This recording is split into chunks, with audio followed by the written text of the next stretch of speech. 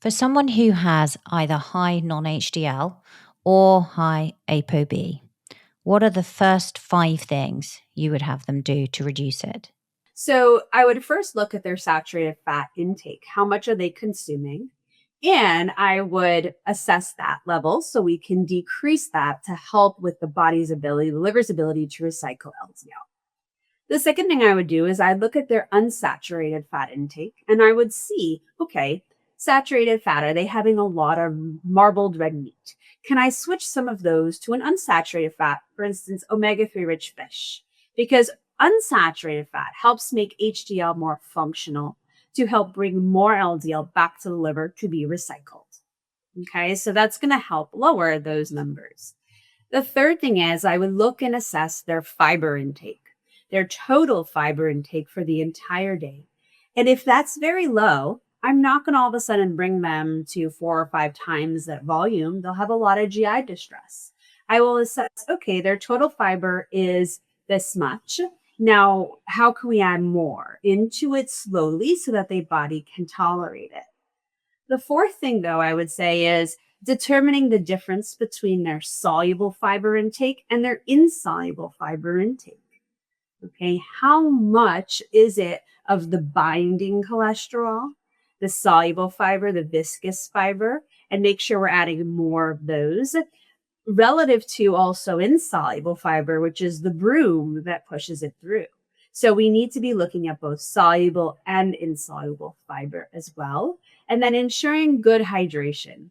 If we're adding in more of the fiber, you need to make sure that you are hydrated or else you'll become constipated and the ability to excrete the cholesterol diminishes without good bowel movements. So we want to make sure you're adequately hydrated as you transition into a good soluble and insoluble ratio in your diet to allow for proper excretion of cholesterol. I love how practical you just made that. Soluble fiber. What are the top 3 sources of soluble fiber that we can eat to help kind of sweep up that cholesterol?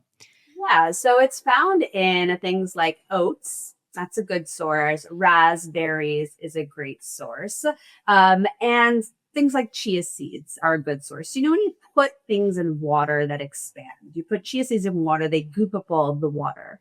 That shows some level of solubility that will help bind the cholesterol in the gut. So for breakfast tomorrow then, everyone needs to be having oats with some chia seeds and topped with raspberries.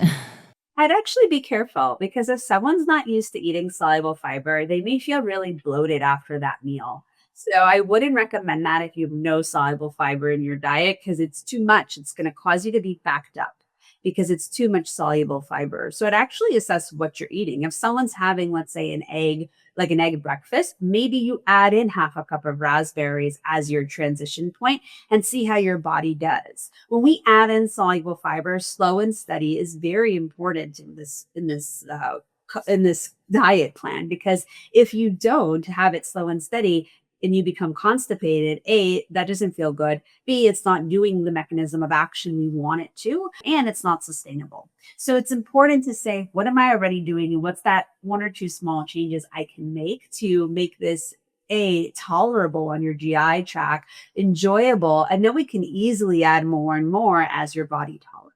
So go slowly and start small, I think is what I'm hearing there, which I think is really important because actually a lot of the women that I see who have gone for the carnivore diet or something like that is because they've been experiencing bloating as part of their perimenopausal symptoms. And so they go with that more kind of sort of protein forward, less plant based approach. And I think building up slowly is so, so important, as you say. One of the other things you mentioned here is that we need to create the environment for good blood vessel health. How can we do that?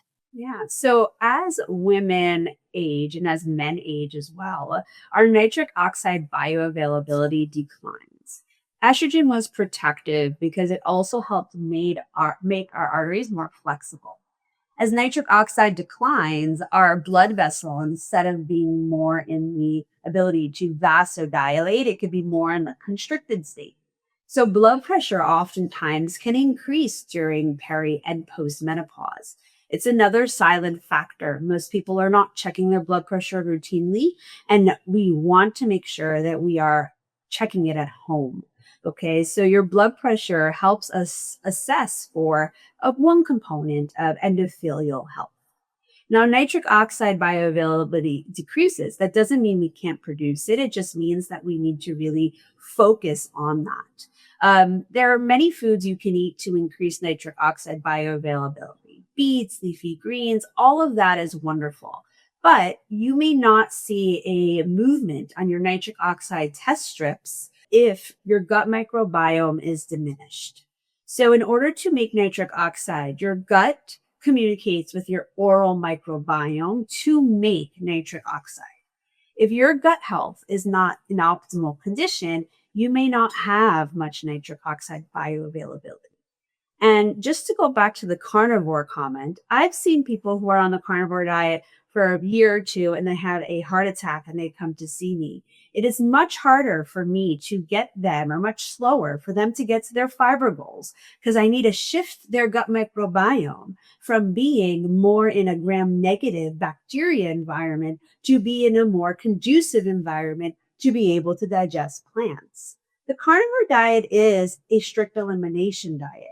So many people feel better because they're taking out one or two of the culprits that was causing them the bloating. If we can identify what those parts were, then we can address that much easier and also keep your gut health, your heart health, your brain health really in check as we age.